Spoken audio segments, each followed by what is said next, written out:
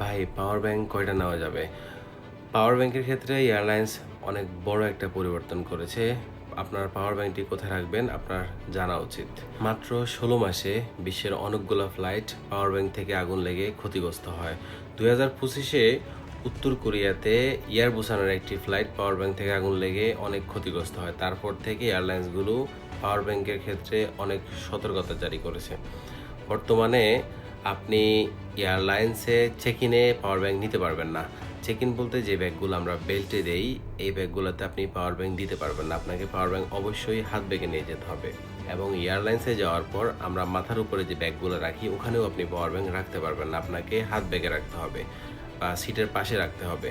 আরেকটা কথা মনে রাখবেন, পাওয়ার ব্যাংক থেকে এয়ারলাইন্সে থাকাকালীন আপনি মোবাইল বা ল্যাপটপ চার্জ করতে পারবেন না। 2026-এ এসে ফ্লাইট ইন্ডিগো, ইজিজেট এবং সাস এয়ারের মতো অনেকগুলো ফ্লাইট পাওয়ার ব্যাংকের দুর্ঘটনায় মাঝাকাশ থেকে জরুরি অবতরণ করা লাগে। এর জন্য আপনাকে অবশ্যই সতর্ক থাকতে হবে যেন আপনার কারণে একটা ফ্লাইট বিপদে না পড়ে। তাহলে সেক্ষেত্রে এই পুরা দায়ভার কিন্তু আপনাকে নিতে হবে। সর্বোচ্চ 2টি পাওয়ার ব্যাংক আপনি নিতে পারবেন। আরেকটা কথা মনে রাখবেন, ফুলে যাওয়া পাওয়ার ব্যাংক বা নিম্নমানের পাওয়ার ব্যাংক ব্যবহার করবেন না। সতর্ক থাকুন, ভালো থাকুন এবং ভিডিওটি ভালো লাগলে ফলো করুন এবং শেয়ার করে দিন।